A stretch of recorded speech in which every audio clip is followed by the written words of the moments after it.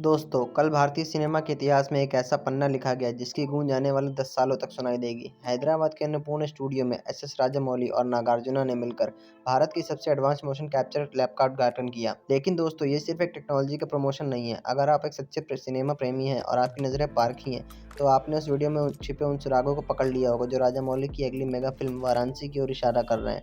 आज की इस वीडियो में हम उस प्रोमो के एक-एक फ्रेम को चीर-फाड़ करेंगे और जानेंगे कि कैसे राजामौली हॉलीवुड के अवतार को टक्कर देने की तैयारी कर चुके हैं। सबसे पहले बात करते हैं इस लैब की। अब तक भारतीय फिल्म मेकर्स को उच्च स्तर के मोशन कैप्चर के लिए लंदन या लॉस एंजलिस भागना पड़ता था, लेकिन राजामौली ने इसे हमारे घर हैदराबाद में ला खड़ा किया है। वीडियो में आपने देखा होगा कि कैसे हाईटेक सेंसर्स और कैमरों के बीच एक्टर्स परफॉर्म कर रहे हैं। राजामौली का यहाँ होना ये साबित करता है कि उनकी अगली फिल्म चाहे वो वाराणसी हो, उसमें विजुअल इफेक्ट्स का वो स्तर होगा जिसे हमने आज तक नहीं देखा। राजामौली का विजन अब किसी बजट या लोकेशन का मोहताज नहीं रहा। अब वो अपनी कल्पना को इस लैब में हकीकत में बदल सकते हैं। अब आते हैं वीडियो के सबसे रोमांचक हिस्से पर। प्रोमो में एक शॉट है जहां एक योद्धा गदा के साथ युद्ध कला प्रदर्शन कर रहा है। दोस्तों, गदा सिर्फ एक हथियार नहीं, ये शक्ति और भक्ति का प्रतीक है। वाराणसी की गलियों में गदाधारी योद्धाओं का होना सीधा इशारा है कि फिल्म में हनुमान या वानर सेना के तत्वों को बहुत ही शक्तिशाली तरीके से दिखाया जाएगा। ये मोशन कैप्चर शॉट्स इतने रियलिस्टिक है कि योद्धा के शरीर की एक-एक मांसपेशी की हरकत को रिकॉर्ड किया जा सकता है। क्या ये वही वानर सेना है जो वाराणसी के बीच राक्षसों का संहार करेगी? राजामौली यहाँ प्राचीन युद्ध कौशल को 21वीं सदी की टेक्नोलॉजी के साथ मिला रहे हैं। वीडियो का दूसरा सबसे महत्वपूर्ण हिस्सा है क्लाइंबिंग सीक्वेंस। हम देखते हैं कि कुछ लोग एक विशाल लोहे के स्ट्रक्चर पर चढ़ने की कोशिश कर रहे हैं। पहली नज़र में सिर्फ एक ट्रेनिंग लग सकती है, लेकिन गहराई से सोचिए। याद कीजिए वो वाराणसी टू द वर्ल्ड वाला वीडियो कुछ महीने पहले रिलीज हुआ था। उसमें हमने देखा था कि कैसे वानर सेना और योद्धा वाराणसी के घाटों और ऊंची इमारतों पर चल रहे हैं।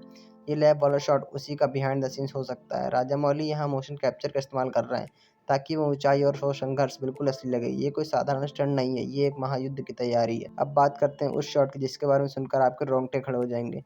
याद कीजिए वो विजुअल जहाँ भगवान राम वानर सेना के कंधों पर सवार होकर एक पर्वत जैसी ऊंचाई पर खड़े हैं। कल के प्रोमो वीडियो में एक्टर उस ऊंचे स्ट्रक्चर पर चढ़कर निशाना साध रहा है। वो और कोई नहीं बल्कि मर्यादा पुरुषोत्तम श्री राम का ही रेफरेंस है। वो सिर्फ दुनिया को नहीं देख रहे हैं, वो युद्ध के मैदान में अपने सबसे शक्तिशाली बाण तान रहे हैं। और उनका निशाना कौन है? खबरों और विजुअल्स की माने तो सामने खड़ा है कुंभकर्ण।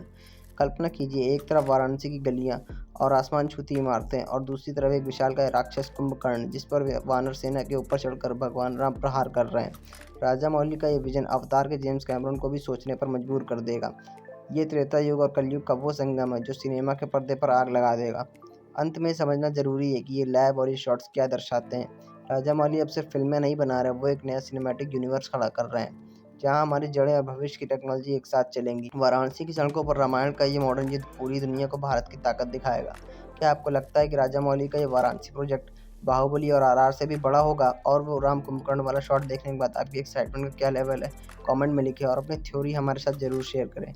अगर आपको डीप डिकोडिंग पसंद आई हो तो वीडियो को लाइक करो और हमारे चैनल को सब्सक्राइब करना ना भूलें ताकि आप धुरंधर 2 वर्सेस टॉक्सिक जैसी बड़ी अपडेट मिस ना कर सकें। मिलते हैं अगले वीडियो में।